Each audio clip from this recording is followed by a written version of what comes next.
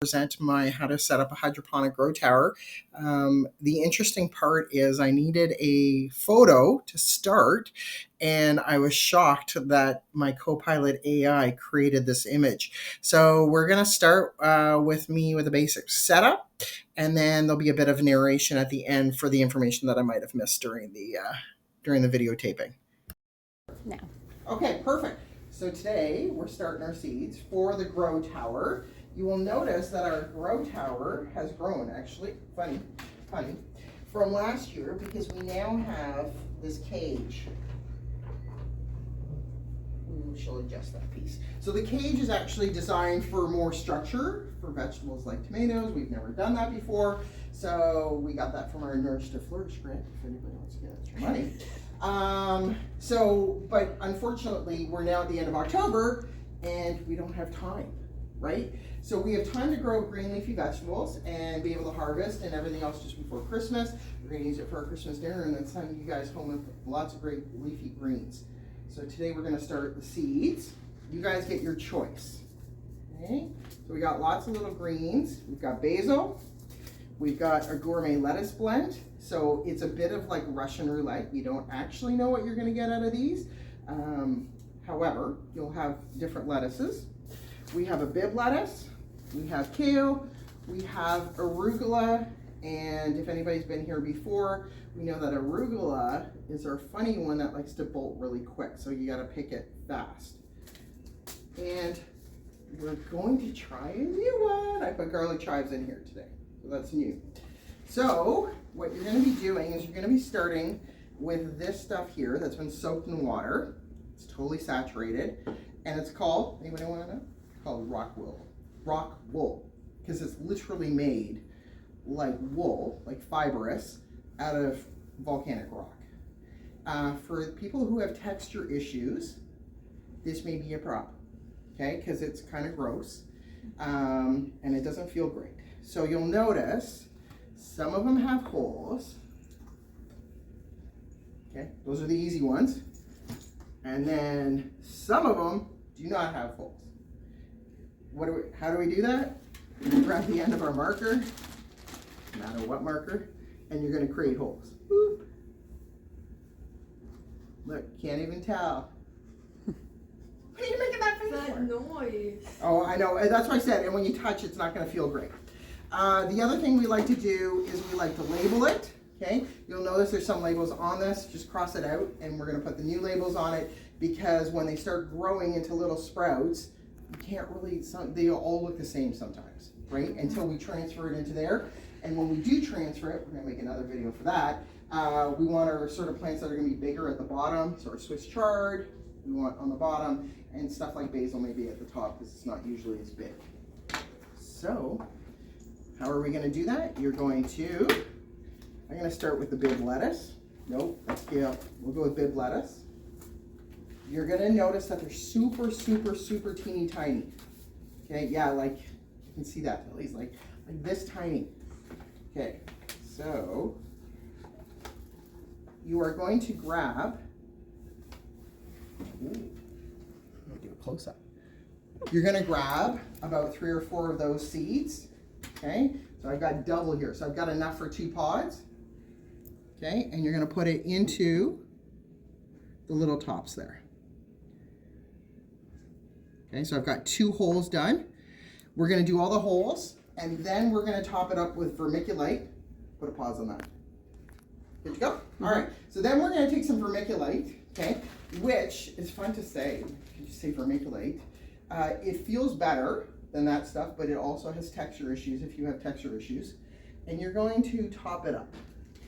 What is this going to do? It's going to keep those little seedlings moist in there and keep it in contact with the water, which is what we want to do.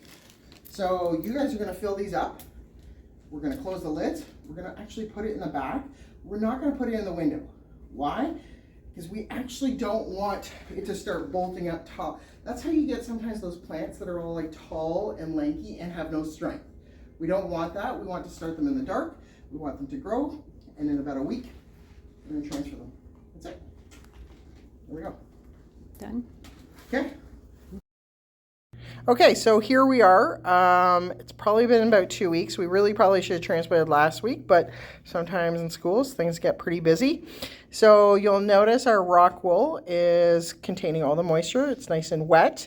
Our seeds were transplanted under that vermiculite. The vermiculite is fantastic because it will keep the moisture. It acts a little bit like soil in that it keeps it moist, and it doesn't grow fungus on it, which is sometimes a problem when you're starting seeds. So we've got 2 trays, and we're gonna now divvy up we're just gonna break them apart. In fact, I'll do one right now. No, I won't. I'm gonna get Melissa to hold. Oh, there we go. I got a volunteer, student volunteer.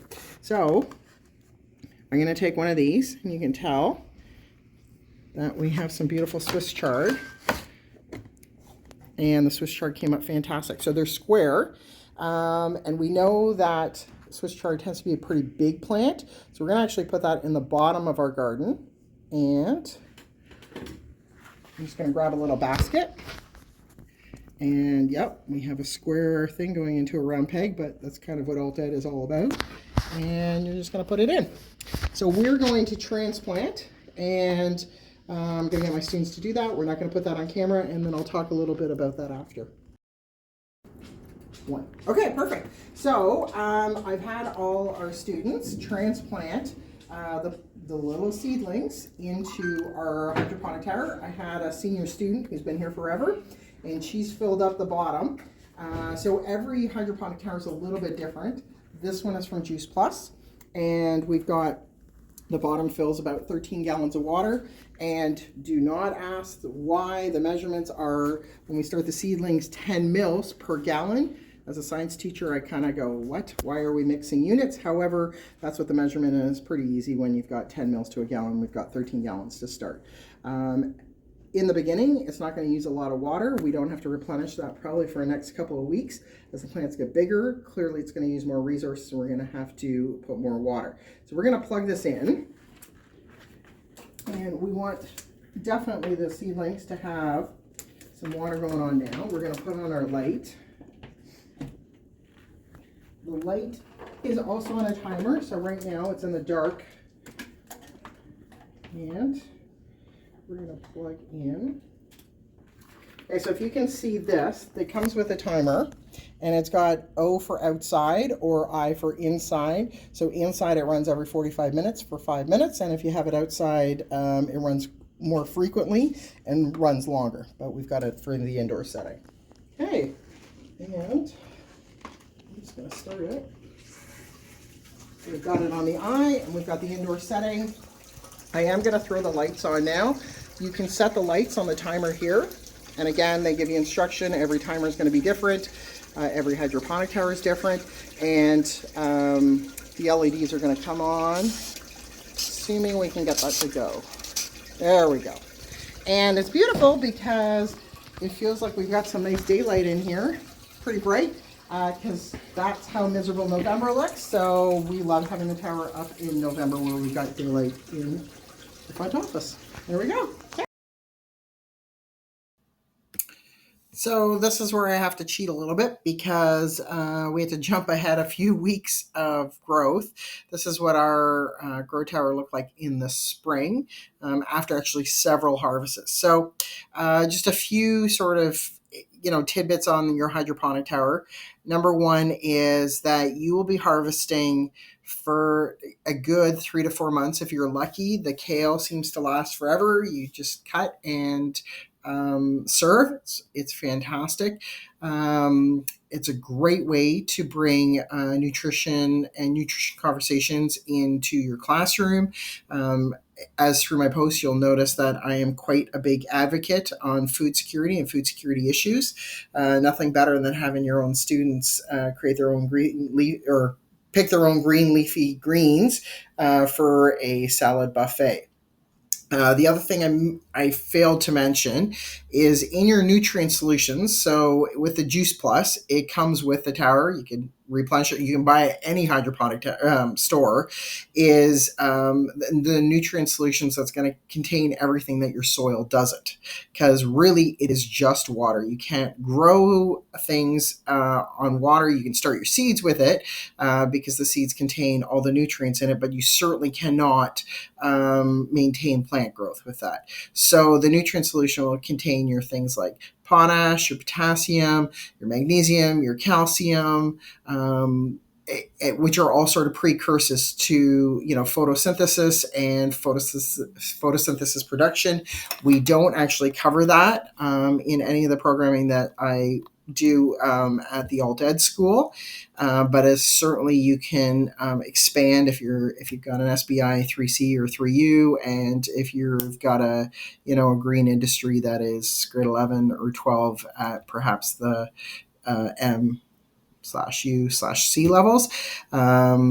So I just want to point that out. The other thing that I didn't do is we test for pH, and that is something we only do after the plants are established. We've been very lucky because we've been doing this for several years now. Our pH tends to stay within the allocated sort of like 7.2-ish area, which is fantastic for green growth. You will know for sure if you have a pH problem because your plants don't look green. They've got a bit of a yellowish tinge to it, and then you should be checking your water, making sure everything's okay.